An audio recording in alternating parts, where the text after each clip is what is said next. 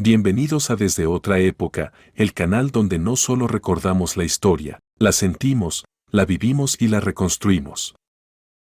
En este capítulo no hablaremos de guerras ni de reyes, sino de algo mucho más cotidiano y vital, la comida. ¿Alguna vez te has preguntado qué se comía en el siglo XVIII? ¿Sin refrigerador, sin supermercados, sin estufas eléctricas? Hoy viajamos a una época donde alimentarse era un acto de trabajo diario, de supervivencia, de adaptación al entorno y a las estaciones. La mesa del año 1700 no solo nos revela qué comían, sino quiénes eran. A comienzos del siglo XVIII, Europa era un continente lleno de contrastes. Por un lado, las ciudades comenzaban a expandirse y las ideas de la Ilustración empezaban a florecer. Por el otro, la realidad cotidiana de la mayoría era mucho más simple y más dura. Cerca del 80% de la población vivía en zonas rurales. La vida giraba en torno al campo y alimentarse dependía de lo que uno mismo podía cultivar, criar o intercambiar. En este mundo agrícola, la mesa no se llenaba con abundancia, sino con ingenio y esfuerzo. Lo que se comía no era igual en todos lados. Cambiaba según la región, el clima, la estación del año y, sobre todo, la posición social. En Inglaterra, por ejemplo, el pan de avena o cebada era común entre los pobres, mientras que en el sur de Europa, como en España o Italia, el trigo y el aceite de oliva eran protagonistas. En las colonias americanas, la dieta incorporaba ingredientes como el maíz, la yuca o el cacao, heredados de las culturas originarias. Pero no solo el entorno geográfico influía. La religión también tenía un peso profundo, los días de ayuno, las restricciones de carne y la importancia de las fiestas religiosas marcaban el ritmo de la alimentación. Así era el contexto en el que se comía en el siglo XVIII, un equilibrio delicado entre naturaleza, tradición y supervivencia. En el siglo XVIII, la alimentación diaria comenzaba por los cereales. Eran la base indiscutible de la dieta, tanto en el campo como en las ciudades. No se trataba de una elección gastronómica, sino de necesidad. El trigo, el centeno, la avena, el maíz y la cebada eran los cultivos más resistentes, fáciles de almacenar y capaces de alimentar a muchas bocas. El pan, en todas sus formas, era protagonista absoluto. No había mesa sin pan, y para muchos, era el único alimento del día. Pero no todos los panes eran iguales. En los hogares humildes, lo más común era un pan oscuro y denso, hecho con harina de centeno o de cebada. Su textura era áspera, su sabor fuerte y su conservación prolongada. En cambio, entre la nobleza o la burguesía urbana, el pan blanco elaborado con trigo refinado era un símbolo de estatus. Su color claro, su suavidad y su fragancia eran parte del privilegio.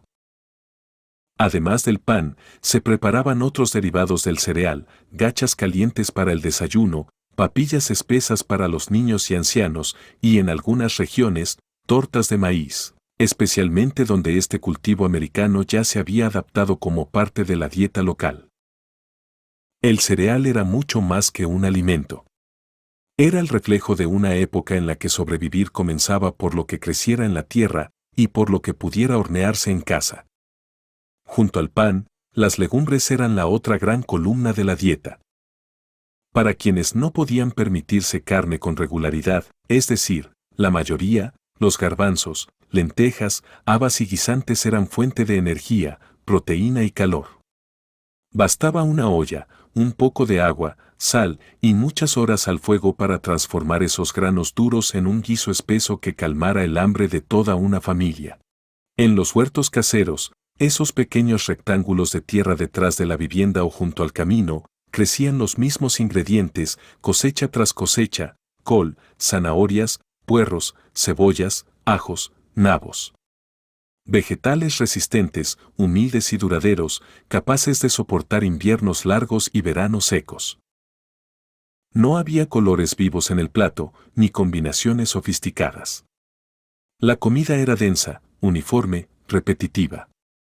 Pero cumplía su propósito: nutrir el cuerpo y estirar lo poco que se tenía. En una época en la que cada estación del año podía marcar la diferencia entre la abundancia o la escasez, las legumbres y verduras eran algo más que ingredientes. Eran herramientas de supervivencia.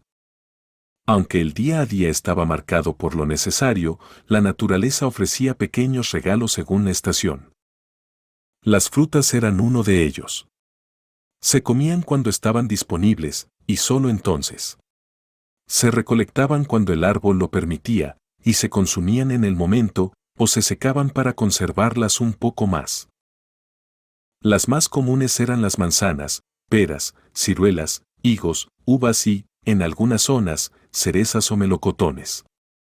En muchas casas rurales, una fruta madura no era un postre, sino un verdadero lujo. Para quienes podían permitirse algo más, existía la posibilidad de preparar compotas, mermeladas artesanales o frutas en almíbar, pero solo si había tiempo, leña y azúcar, y ese último ingrediente no era precisamente barato. El azúcar era todavía un producto de alto costo, reservado para la nobleza y para ocasiones especiales. En cambio, los campesinos y artesanos endulzaban sus platos con miel, con frutas secas o, a veces, con jugos reducidos. En los palacios, sin embargo, los postres podían ser espectaculares: pasteles rellenos de frutas, bizcochos esponjosos, chocolates traídos de América y frutas exóticas que llegaban desde las colonias, como la piña o el plátano, aunque su consumo era limitado y solo ocasional. Para la mayoría, el final dulce de una comida era una uva pasa o una cucharada de miel untada sobre pan duro. En el siglo XVIII, el azúcar no endulzaba la vida de todos, pero la tierra, al menos por unos días al año, ofrecía algo más que pan y caldo. Mientras las frutas ofrecían alivio dulce en los días de cosecha, y la miel servía como único lujo accesible para muchos, había algo que, aunque más deseado, era mucho menos frecuente en la mesa cotidiana: la carne.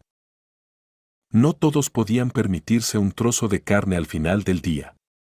Su presencia en el plato decía más de la posición social que del apetito. Y así, el acceso a la proteína animal se convertía en otro reflejo de las divisiones del mundo en el que se vivía. Hablar de carne en el siglo XVIII es hablar de diferencias sociales.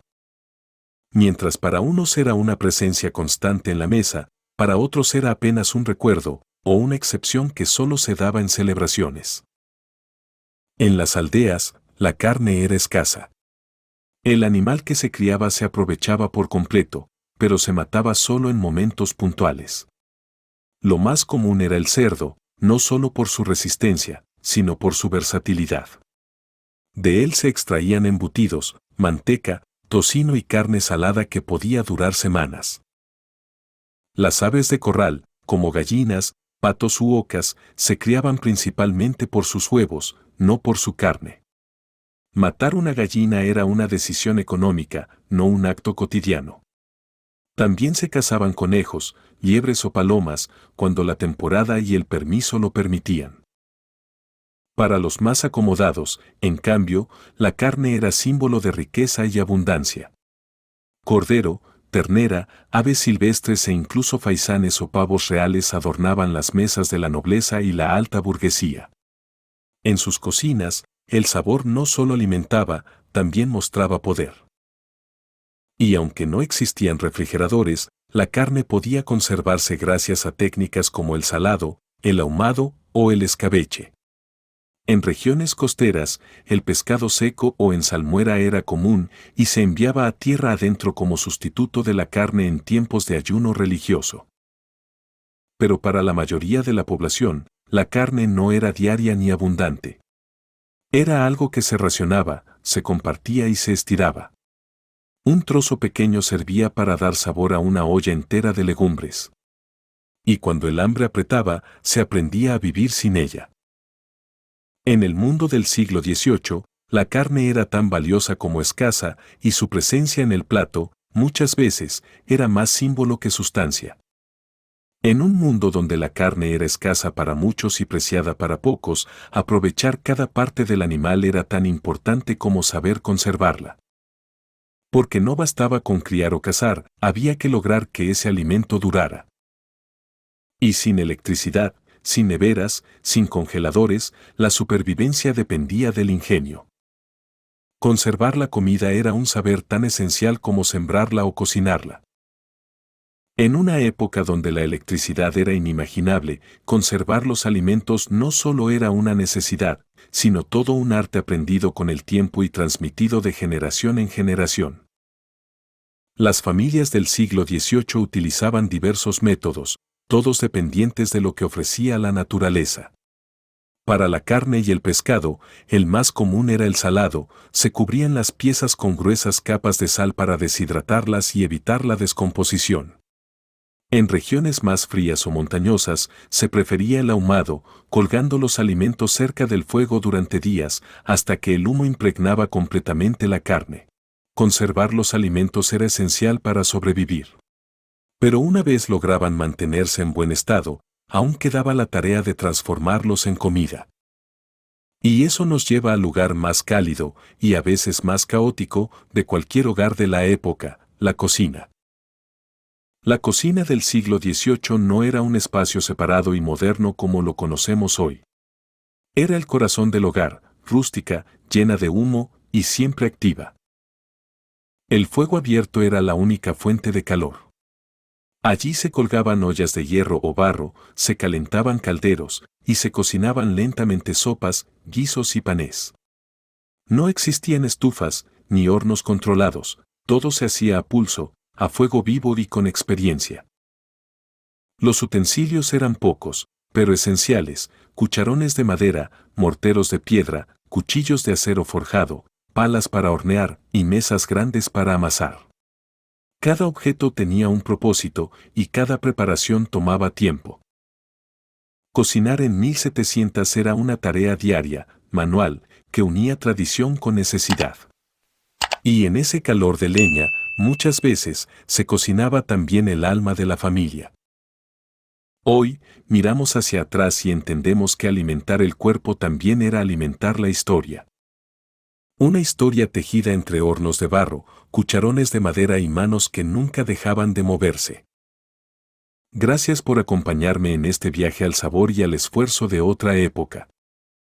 Si te gustó este episodio, suscríbete y comparte, porque aquí, en Desde Otra Época, no solo recordamos el pasado, la sentimos, lo vivimos y la reconstruimos. Nos vemos en el próximo viaje.